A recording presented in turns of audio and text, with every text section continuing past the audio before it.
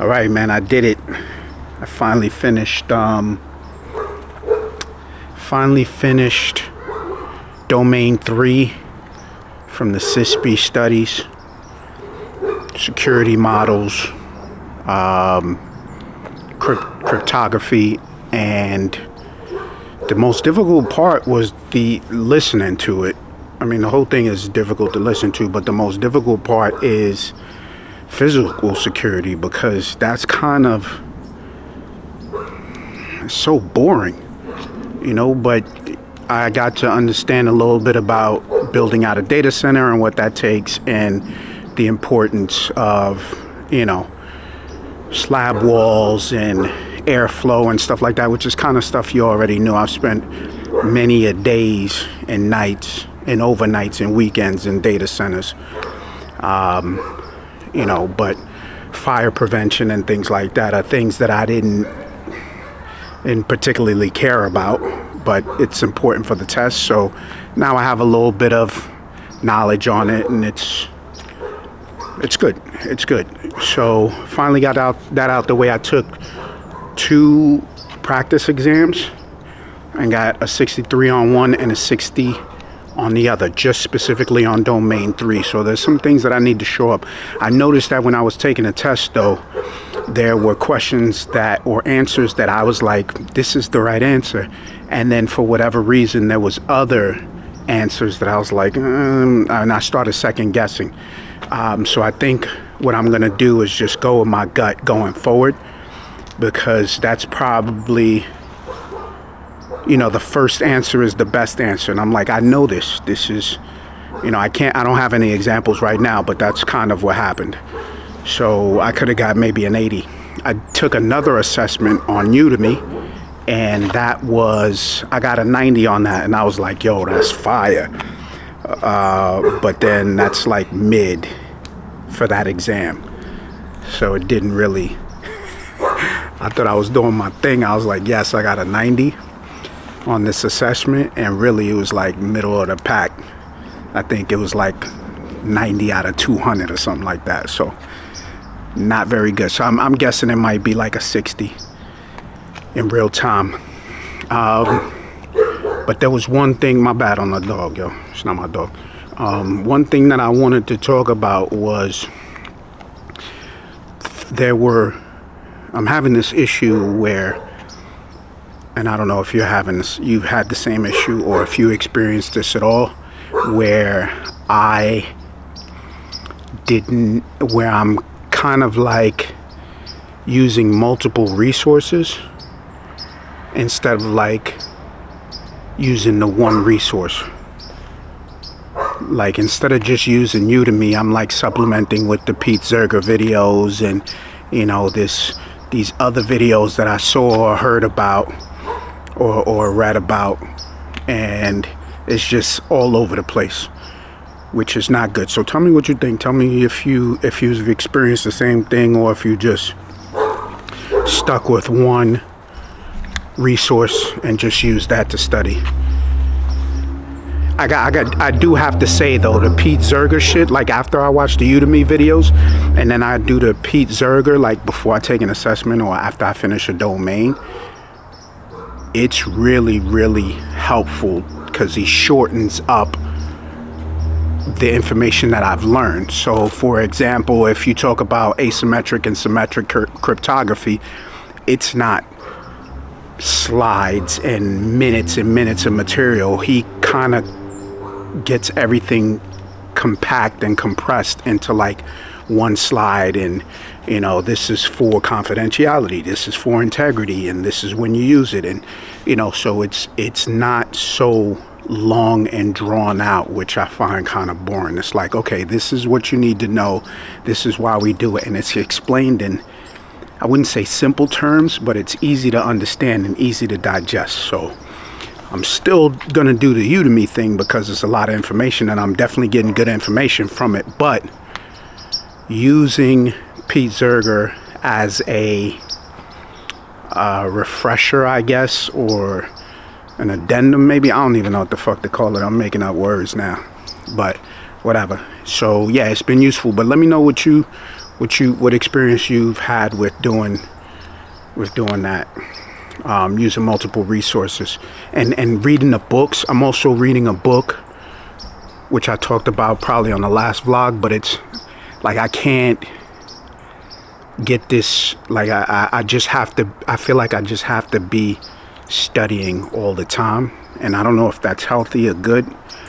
But yeah, I was making love to my lady and I was like, hold on, let me watch this. Nah. Oh man.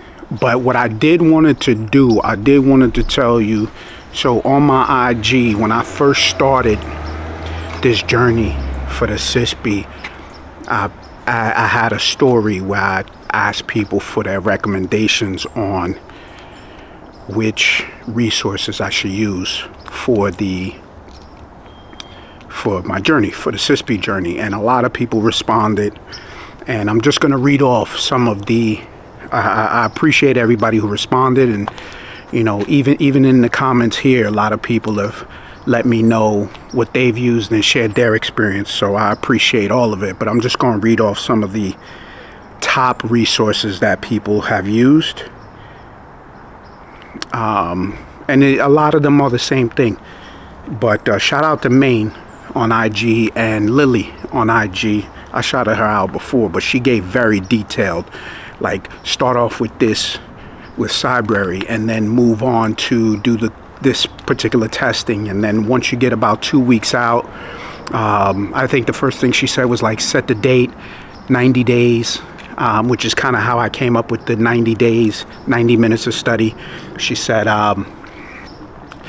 when you get to a certain date, then you're gonna read this book and you're gonna do this many questions. Very, very detailed, so I appreciate that. But in terms of videos, here are the top videos that people suggested that I use. So CISSP Exam Cram by Pete Zerger, which is again what I've been using. Everybody, almost everybody who sent a response said that was the best resource, and I kind of agree with that.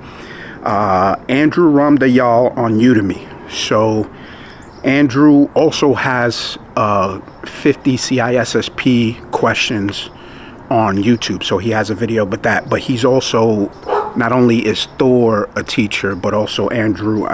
My bad for fucking up your name, dog. Ramdayal. Anyway, I'll put it in the description.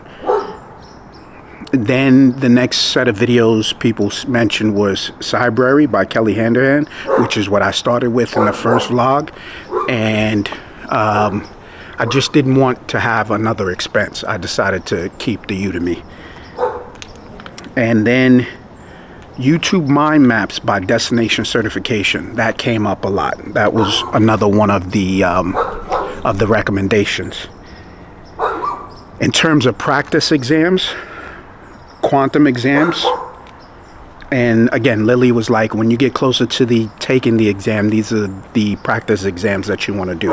So quantum exams, and shout out to my boy Stevens, because he recommended pocket prep. He was like, son, when you're on the toilet, just, you know, don't be scrolling on IG, just do the pocket prep shit. And Bosan, so a few people recommended Bosan test, so that's good. I haven't used any of it. I will tell you, somebody did recommend using Notebook LM, upload the resources, and then use the resources, because in Notebook LM you can upload, you can use as sources YouTube videos, books, any PDFs, any mind maps and everything. And I did that, and I used that for another one of the practice tests, so that was very helpful.